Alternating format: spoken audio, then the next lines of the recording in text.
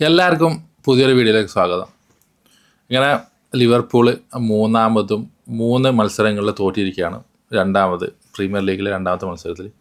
അപ്പോൾ ശരിക്കും പറഞ്ഞു കഴിഞ്ഞാൽ ഈ ഒരു മത്സരത്തിലെ പ്രകടനം നോക്കിക്കഴിഞ്ഞാൽ നമ്മൾ സോഷ്യൽ മീഡിയയിൽ വന്നിരുന്ന് എന്നെപ്പോലെ അവരാ പറയുന്നത്, സോഷ്യൽ മീഡിയയിൽ വന്നിരുന്ന് കൊണയടിക്കാൻ നമുക്കെല്ലാം ഒരു ബുദ്ധിമുട്ടുണ്ടാവില്ല. നമുക്കെല്ലാം ഇവിടെ ഇരുന്ന് ഇങ്ങനെ ഒരു 10 മിനിറ്റ് വീഡിയോ ഷൂട്ട് ചെയ്ത് എല്ലാ പ്ലേയേഴ്സിനെ കുറ്റം പറയാനും കോച്ചിനെ കുറ്റം പറയാനും ടാക്സീസിനെ കുറ്റം പറയാനൊന്നും നമുക്ക് യാതൊരുവിധ ചിലവുമില്ല, അല്ലെങ്കിൽ ഒരു ബുദ്ധിമുട്ടുമില്ല. ഇതിപ്പം എൻ്റെ ഒരുപാട് വീഡിയോസ് കണ്ടാൽ നിങ്ങൾക്ക് മനസ്സിലായിട്ടുണ്ടാവും. ഞാൻ ഏകദേശം തോറ്റ മത്സരത്തിലൊക്കെ എല്ലാ പ്ലേയേഴ്സിനെയും കുറ്റം പറയും, അല്ലെങ്കിൽ ജയിച്ച മത്സരത്തിലൊക്കെ ചില പ്ലേയേഴ്സിനെ എടുത്തിട്ട് അവർ മോശമാണ്, ഇങ്ങനെയാണെന്നല്ല പറയുന്നത് ഞാൻ തന്നെ ഒരുപാട് വീഡിയോസ് ചെയ്തിട്ടുണ്ട്. പക്ഷേ ആക്ച്വലി ശരിക്കും നോക്കിക്കഴിഞ്ഞാൽ ഒരു എന്നുള്ളൊരു മെൻറ്റാലിറ്റി, അല്ലെങ്കിൽ നമ്മളെ ഒരു മനസ്സിൻ്റെ ആ ഒരു രീതിയിൽ നോക്കിക്കഴിഞ്ഞാൽ ശരിക്കും എനിക്ക് ആ ഒരു ഇത് മനസ്സിലായത് ഇന്നലെ മത്സരത്തിന് ശേഷം വാൻ ഡൈക്കിൻ്റെ പോസ്റ്റ് മാച്ച് ഇൻ്റർവ്യൂ സമയത്ത് പുള്ളിക്കാരൻ വ്യക്തമായി പറഞ്ഞിട്ടുണ്ടായിരുന്നു, ലിവർപൂൾ ടീമിൽ ഇപ്പം എല്ലാവർക്കും അറിയുന്ന ഒരു കാര്യമാണ് ഈ ഒരു സീസൺ ഭയങ്കര ഡിഫിക്കൽട്ടായിരിക്കും, പ്രത്യേകിച്ച് എന്താണോ പുറത്ത് നടന്നത്. പുള്ളിക്കാരൻ ഉദ്ദേശിച്ചത് ജോട്ടയുടെ മരണമാണ്. അപ്പോൾ അവർ എല്ലാ പ്ലെയേഴ്സും ഇതുവരെ ആ ഒരു ട്രോമയിൽ നിന്ന് എനിക്ക് തോന്നുന്നില്ല ഫുള്ളായിട്ട് റിക്കവർ ആയിട്ടുണ്ടാവും.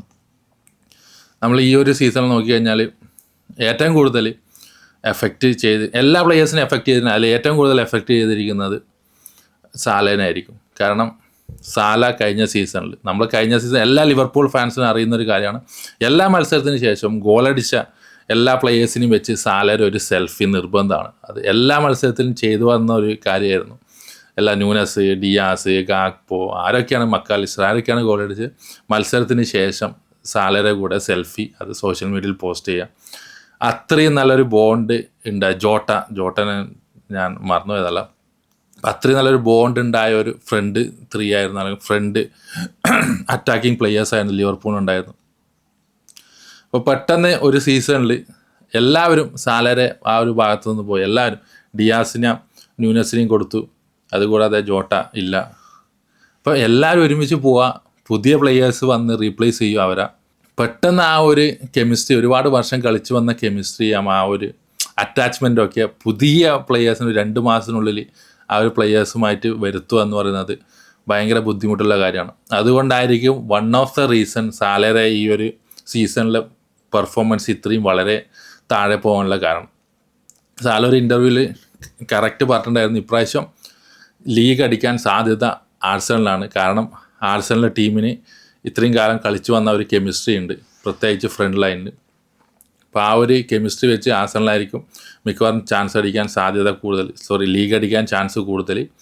നമ്മളെ സംബന്ധിച്ചിടത്തോളം ഒരുപാട് പുതിയ പ്ലേയേഴ്സ് വന്നു, സിസ്റ്റവുമായിട്ടൊന്ന് ലിങ്കാവാൻ കുറച്ച് സമയം എടുക്കും. അത് തന്നെയാണ് വാൻ ഡൈക്ക് ആ ഒരു പോസ്റ്റ് മാച്ച് ഇൻ്റർവ്യൂവിലും പറഞ്ഞത്, ഭയങ്കര ഡിഫിക്കൽട്ട്. നമ്മളെ ഫാൻസ്, ആക്ച്വലി ലിവർപൂളിൻ്റെ ഫാൻസ് എല്ലാവരും ടീമിനെ ബാക്കപ്പ് ചെയ്യേണ്ട സമയമാണ്. ശരിക്കും സ്ലോട്ടിൻ്റെ ടാക്ടിക്സ് കൊണ്ട് നമ്മൾ തോക്കുന്നതൊന്നുമല്ല, നമ്മൾ പ്ലെയേഴ്സിൻ്റെ ഇൻഡിവിജ്വൽ പെർഫോമൻസ് നമ്മൾ നോക്കിക്കഴിഞ്ഞാൽ നമുക്ക് മനസ്സിലാവും, എല്ലാ പ്ലെയേഴ്സും ഇൻഡിവിജ്വലി കഴിഞ്ഞ സീസണിൽ കാഴ്ചവെച്ചതിൻ്റെ ഒരു 50% വരെ മാത്രമേ ഈ സീസണിൽ കളിക്കുന്നില്ല എല്ലാവരും. അതൊരു ഭയങ്കര ഡിപ്പാണ്. പെട്ടെന്ന് ഇങ്ങനെ അത്രയും ഫോമിലുണ്ടായ എല്ലാ പ്ലെയേഴ്സും പെട്ടെന്ന് അത്ര ഡിപ്പാവാൻ കാരണം എന്താണ് സംഭവിച്ചത്? ഫീൽഡിന് പുറത്ത് നടന്ന കാര്യം, ജോട്ടയുടെ മരണം, അതൊക്കെ കൂടി ആയത് കൊണ്ട് ആ ഒരു ഫോം ഇങ്ങനെ ഡിപ്പായതാണ്. അപ്പോൾ നമ്മൾ ഫാൻസ് ഇതേപോലെ,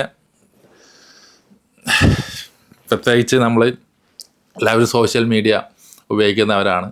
അപ്പോൾ എന്നെപ്പോലെ ക്രിയേറ്റേഴ്സ് ആയാലും വീഡിയോ ചെയ്യുന്നവരായാലും ചാനലിലവരായാലും നമ്മൾ വായിൽ തോന്നുന്നത് നമ്മൾ വിളിച്ചു പറയും. നമുക്കറിയാം അത് നമ്മളെ പ്ലെയേഴ്സോടുള്ള ദേഷ്യത്തിൽ പറയുന്നൊന്നല്ല. നമ്മളെ ലിവർപൂൾ എല്ലാ പ്ലെയേഴ്സിനും ഇഷ്ടപ്പെടുന്നതാണ്. നമുക്ക് ഉണ്ടാവില്ല നമുക്കൊരു സ്നേഹം ഉണ്ടാവില്ല. നമ്മൾ ആ സ്നേഹത്തിൻ്റെ പുറമെയാണ് എല്ലാ ടീമിനെയും നമ്മൾ സപ്പോർട്ട് ചെയ്യുന്നത്. അത് ഏത് ടീമായാലും ഏത് ആരാധകരെ. നമുക്ക് ആ ഒരു കിട്ടാൻ സമയത്ത്, റിസൾട്ട് കിട്ടാൻ സമയത്ത് നമുക്ക് ഉണ്ടാവുന്ന ആ ഒരു സ്നേഹത്തിൻ്റെ പുറത്ത്, അല്ലെങ്കിൽ നമുക്ക് ഉണ്ടാകുന്ന ഒരു ഫ്രസ്ട്രേഷൻ്റെ പുറത്താണ് നമ്മൾ ഏകദേശം എല്ലാ ഫാൻസും നമ്മൾ സോഷ്യൽ മീഡിയയിൽ വന്ന് ഇതേപോലെ പ്ലെയേഴ്സിനെ കുറ്റം പറയും, അല്ലെങ്കിൽ ടീമിനെ കുറ്റം പറയും, കോച്ചിനെ കുറ്റം പറയുകയൊക്കെ ചെയ്യുന്നത്. അല്ലാതെ നമുക്ക് പ്ലെയേഴ്സിന് ഇഷ്ടമല്ലാത്തതുകൊണ്ടല്ല. അതുകൂടാതെ ഒരു പ്ലെയേഴ്സും ഒരു പിച്ചിൽ ഇറങ്ങുന്ന സമയത്ത് നമ്മുടെ ടീമിനെ തോൽപ്പിക്കണം, അല്ലെങ്കിൽ നമുക്ക് വിജയിക്കണ്ട, നമുക്ക് തോറ്റാൽ മതി എന്നുള്ള മെൻറ്റാലിറ്റിയിൽ ഇറങ്ങുന്നതല്ല. എല്ലാ പ്ലെയേഴ്സും ഇറങ്ങുന്നത് നമുക്ക് ജയിക്കണം, നമുക്ക് ഗോൾ അടിക്കണം, നമ്മൾ ഗോൾ തടയണം എന്നുള്ളൊരു മെൻറ്റാലിറ്റിയിൽ, അല്ലെങ്കിൽ അസിസ്റ്റ് ഉണ്ടാക്കണം എന്നുള്ളൊരു മെൻറ്റാലിറ്റിയിൽ മാത്രമാണ്. പക്ഷേ ഈ മെൻ്റൽ ട്രോമയൊക്കെ വന്നു കഴിഞ്ഞാൽ അത് മാറാൻ ഒരുപാട് സമയമെടുക്കും. പ്രത്യേകിച്ച് ചില ആൾക്കാർക്ക് അവർ ഭയങ്കര ഡീപ്പായിട്ട്, നമ്മൾ ജസ്റ്റ് ഇമാജിൻ ചെയ്യുക, നമ്മളെ നാട്ടിൽ ഞാനൊക്കെ ബീച്ച് ഫുട്ബോൾ കളിച്ച് വളർന്നതാണ്. ഞാനൊക്കെ ബൂട്ട് കെട്ടിട്ട് തന്നെ കളിച്ച് തന്നെ വിരലിലുണ്ടാവുന്ന മാത്രമല്ല, നമ്മളൊക്കെ കടപ്പുറത്ത് ജനിച്ച് വളർന്നതാണ്, നമ്മൾ ബീച്ചിൽ കളിച്ച് വളർന്നതാണ്, പൂഴിയിൽ കളിച്ച് വളർന്നതാണ്. അപ്പോൾ എല്ലാ വൈകുന്നേരം നമ്മൾ കളിക്കുന്ന ഒരുപാട് ആൾക്കാരുണ്ട്, നമ്മളെ ക്ലബിലായാലും അല്ലെങ്കിൽ നമ്മളെ കൂട്ടുകാരായാലും. അവരുടെ കൂടെ കളിച്ചാൽ പെട്ടെന്ന് ഒരു ആൾ ഇങ്ങനെ ഇതേപോലെ ഒരു ദുരന്തം വന്ന് മരിക്കുന്നു, അങ്ങനെ ചെയ്താൽ നമുക്കത് ഇതിൽ നിന്ന് മാറാൻ വേണ്ടിയിട്ട് ഒരുപാട് സമയം എടുക്കും.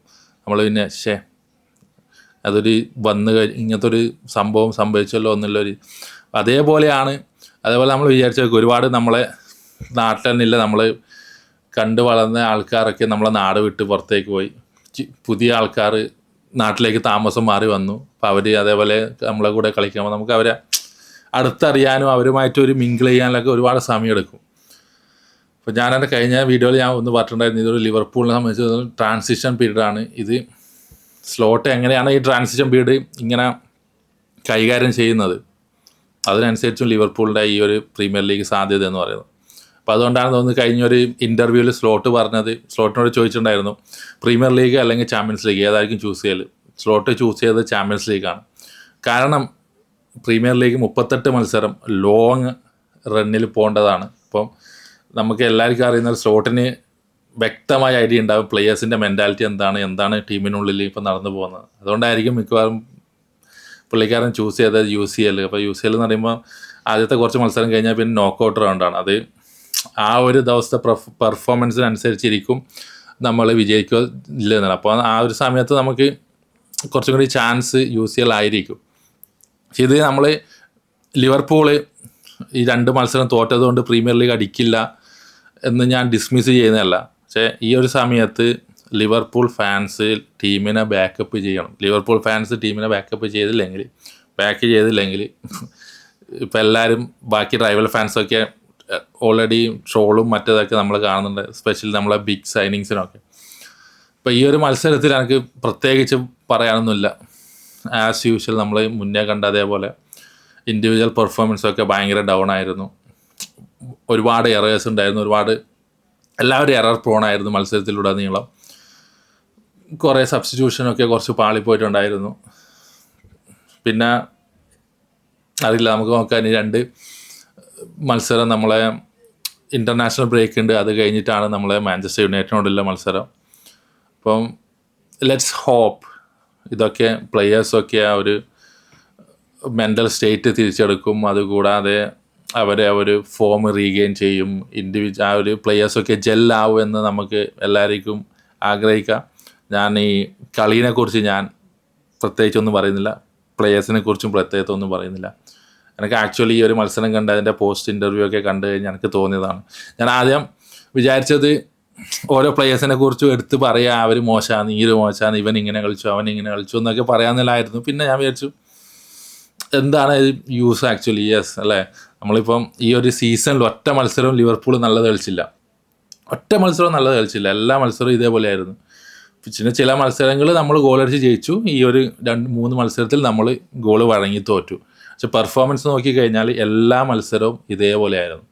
അപ്പോൾ അതിൽ വലിയ കാര്യമൊന്നുമില്ല. നമ്മൾ എല്ലാ പ്ലെയേഴ്സിനും എല്ലാ വീഡിയോയിലും വന്നിങ്ങനെ കുറ്റം പറയേണ്ട കാര്യമൊന്നുമില്ല. നമ്മൾ സപ്പോർട്ട് കൊടുക്കേണ്ട സമയത്ത് സപ്പോർട്ട് കൊടുക്കണം. ഇപ്പം സപ്പോർട്ട് കൊടുത്തില്ലെങ്കിൽ ഈ ഒരു പ്രോബ്ലം ഇങ്ങനെ ഡീപ്പായിട്ട് പോകും. എനിക്ക് തോന്നുന്നു ഏകദേശം സോഷ്യൽ മീഡിയയിലെ ആൾക്കാരൊക്കെ ഇതൊക്കെ മനസ്സിലാക്കി വരുന്നതേ ഉള്ളൂ. അപ്പം കളി കണ്ട നിങ്ങളുടെ അഭിപ്രായം അല്ലെങ്കിൽ എന്താണ് നിങ്ങൾക്ക് പറയാനുള്ളതെന്ന് കമൻറ്റ് സെക്ഷനിൽ തീർച്ചയായും രേഖപ്പെടുത്തുക. അപ്പോൾ അടുത്തൊരു വീഡിയോയിൽ കാണുന്നതുവരെ എല്ലാവർക്കും താങ്ക് യു.